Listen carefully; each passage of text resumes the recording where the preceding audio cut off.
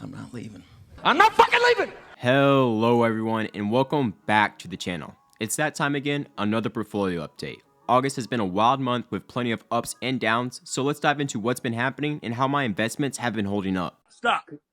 First off, let's talk about the markets. August started with a pretty sharp drop, and if you were watching, you probably noticed that things got a little shaky. The Nasdaq and S&P 500 took a hit, and it seemed like every tech stock was in the red. But as the month went on, we saw a pretty strong rebound. By the end of August, the S&P 500 and Dow were floating with record highs again. It just shows how quickly things can turn around in the market in just a short period of time. So with all that going on, how did my portfolio hold up? Honestly, the beginning of the month was rough. I saw some red, and I'm not gonna lie, it wasn't fun, but I stuck to my strategy, kept dollar cost averaging, stayed focused on the long term, and by the end of the month, things were looking a lot better. With this in mind, here's a closer look at what I'm holding. With the first one being VU. I'm currently holding 7.8 shares at an average cost of $480. This ETF tracks the S&P 500, and even though it dipped early on, it bounced back nicely. Right now, I've got an unrealized gain of about $295. Next up, I got SCHD. With just over 37 shares of SCHD and an average cost of $78 per share, this one's all about dividends, and it's been solid through the ups and downs, adding about $222 in unrealized gains.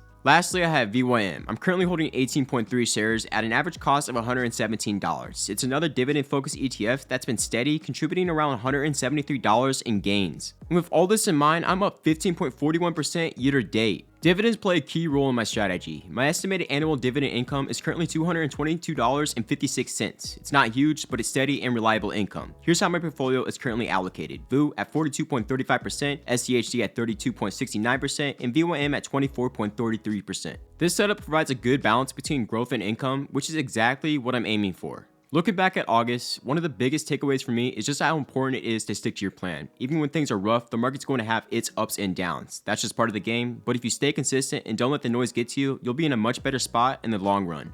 So what's next? Honestly, I'm feeling pretty good about where things are headed. The market's been resilient and my portfolio is set up in a way that I'm confident about. I'm not planning any major changes right now, but as always, I'm keeping an eye on things. If something big happens, I'm ready to adjust, but for now, it's business as usual. Alright. That's it for this month's portfolio update, guys. August was a bit of a roller coaster, but the fact is we made it through. I'm feeling good about where things are going.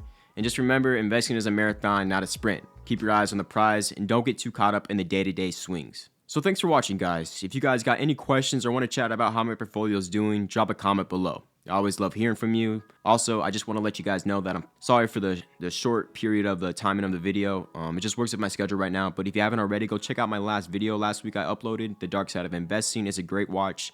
Let me know what you think about it. Follow me on X at MushT. I'll see you guys in the next video. You've reached your limit on talking. Shut the fuck up.